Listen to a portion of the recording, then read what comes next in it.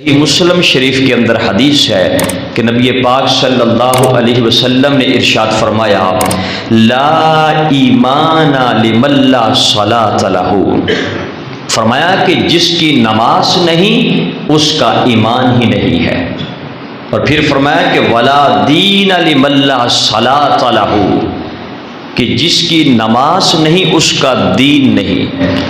تو اب نماز کی اہمیت کا اندازہ اس بات سے لگایا جا سکتا ہے کہ نماز کی کتنی اہمیت ہے کہ اللہ رب العزت نے قرآن کے اندر 700 مقامات پر ہمیں نماز ادا کرنے کا حکم دیا ہے، اور حضور سید عالم صلی اللہ علیہ وآلہ وسلم نے فرمایا متفق علیہ حدیث، صحیح بخاری اور صحیح مسلم شریف کے اندر یہ حدیث موجود ہے کہ آقا علیہ السلام نے فرمایا کہ اسلام کی بنیاد 5 چیزوں پر ہے۔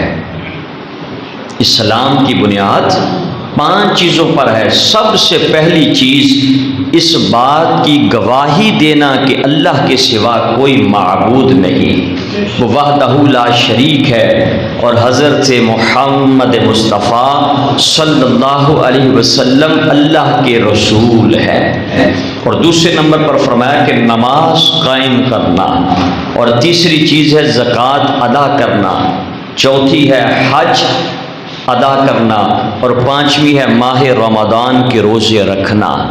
اسلام کی بنیاد ان 5 چیزوں پر ہے۔ اگر اس میں سے ایک چیز بھی کم ہوئی تو بندے کا اسلام مکمل نہیں ہے۔ اسی طرح حضرت انس رضی اللہ تعالی عنہ سے روایت ہے کہ حضور سید عالم صلی اللہ علیہ وسلم نے فرمایا کہ اللہ رب العزت نے میری امت پر 50 نمازوں کو فرض فرمایا ہے۔ 50 نمازیں فرض کی گئی۔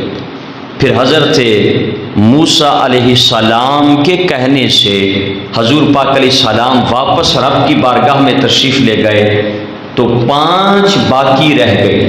50 فرض ہوئی لیکن 5 باقی رہ گئی، تو نبی کریم علیہ السلام نے فرمایا وہ رب اتنا کریم ہے، وہ رب اتنا رحیم ہے کہ میری امت نمازیں 5 ادا کرے گی، رب انہیں 50 کا ثواب عطا کرے گا۔ لا تبدیل لکلمات اللہ، کہ اللہ کے کلمات تبدیل نہیں ہوتے۔ اب پڑھتے ہم 5 ہیں، اجر ہمیں 50 کا دیا جاتا ہے، انعام ہمیں 50 کا دیا جاتا ہے۔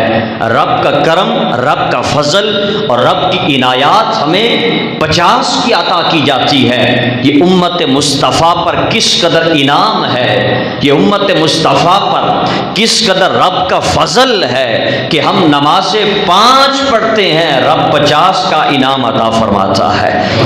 اور پھر ارشاد فرمایا کہ کائنات کی ہر شے اللہ رب العزت کی عبادت کرتی ہے، اللہ کا ذکر کرتی ہے، اللہ کی تسبیح بیان کرتی ہے۔ فرمایا سورہ بنی اسرائیل کے اندر وَإِن مِّن شَيْءٍ إِلَّا يُسَبِّحُ بِحَمْدِهِ، سورہ بنی اسرائیل کے اندر کہ کوئی چیز ایسی نہیں جو رب کی تسبیح بیان نہ کرتی ہو، رب کا ذکر نہ کرتی ہو۔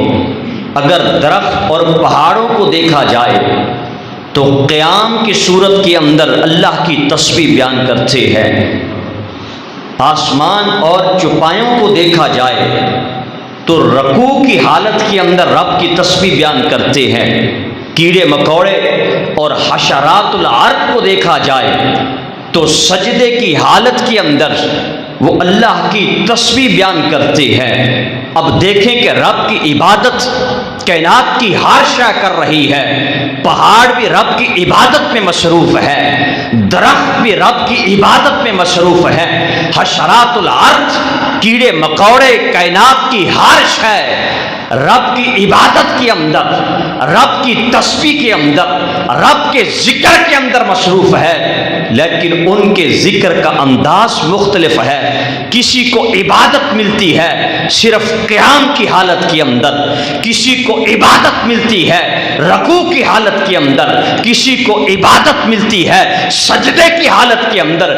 اے انسان تو کتنا خوش نصیب ہے، امت مصطفیٰ پر کتنا فضل ہے کہ رب نے وہ ساری عبادتیں امت مصطفیٰ کو عطا فرما دی ہے. قیام بھی امت مصطفیٰ کو دیا ہے، سجدہ بھی امت مصطفیٰ کو دیا ہے، رکوع بھی امت مصطفیٰ کو دیا ہے. اب یہ کتنی عظمت ہے کہ ہم نماز پڑھتے ہیں، کائنات کی ہر شے کی عبادت اس نماز میں آ جاتی ہے. قیام بھی نماز میں ہے، رکوع بھی نماز میں ہے، سجدہ بھی نماز میں ہے. اب دیکھیں کہ رب نے وہ ساری عبادتیں اکٹھی کر کے امت مصطفیٰ کو عطا فرما دی ہے، انسان کو عطا فرما دی. اس لیے تو اشرف المخلوقات بنا دیا. اے انسان پھر بھی تو نماز سے غافل ہے، پھر بھی تو اللہ کی یاد سے غافل ہے کہ رب نے اتنا بڑا مقام تجھے عطا کیا، رب ذوالجلال نے اتنی عزت تجھے عطا کی ہے، اتنا انعام تجھے عطا کیا کہ باقیوں کو ایک ایک کر کے عبادت عطا کی ہے. تجھے ساری عبادتوں کا مجموعہ رب ذوالجلال نے عطا فرما دیا ہے. تو انسان نماز سے دور نہ ہو بلکہ نماز کی پابندی کر، اللہ کے ذکر کی پابندی کر، پھر دیکھ رب تجھے کتنی رحمتوں سے نوازتا ہے. مسند امام احمد کے اندر یہ حدیث ہے، فرمایا کہ ایک شخص نبی پاک علیہ السلام کی بارگاہ میں آیا اور آ کر اس نے عرض کیا، یا رسول اللہ صلی اللہ علیہ وسلم مجھ پر حد جاری فرما دیجئے. نبی پاک علیہ السلام خاموش رہے. اس نے دوسری مرتبہ پھر عرض کیا، آقا علیہ السلام پھر خاموش رہے. اور آپ نے پھر وضو فرمایا اور نماز کی ادائیگی فرمائی. آپ نے نماز پڑھی. نماز پڑھنے کے بعد ارشاد فرمایا، کہاں ہے وہ شخص جو حد جاری کرنے کا کہہ رہا تھا؟ وہ شخص کہاں ہے؟ نماز پڑھنے کے بعد آقا علیہ السلام نے فرمایا، وہ شخص اس کے کھڑا ہوا، لبیک یا رسول اللہ صلی اللہ علیہ وسلم، میں حاضر ہوں، میں ہی وہ ہوں کہ جس پہ حد جاری کر دی جائے. نبی پاک علیہ السلام نے کیا ارشاد فرمایا، دیوانوں سنو گے تو جھوم جاؤ گے. کتنا کرم ہے امت مصطفیٰ پر، کتنا فضل ہے، کتنی رب کی رحمتیں ہیں، کتنے رب کے انعامات ہیں امت مصطفیٰ پر. ارشاد فرمایا، کیا تو نے اچھی طرح وضو کر کے ہمارے ساتھ نماز پڑھی ہے؟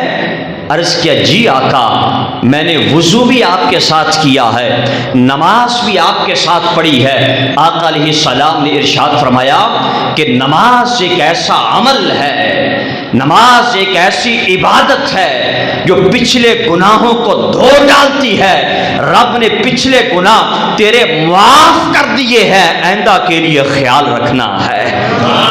اللہ نے تجھے بخش دیا ہے، اللہ نے تیری مغفرت فرما دی ہے، اللہ نے تجھے بخش دیا ہے. نماز ایک ایسا عمل ہے جو گناہوں سے پاک کر دیتی ہے.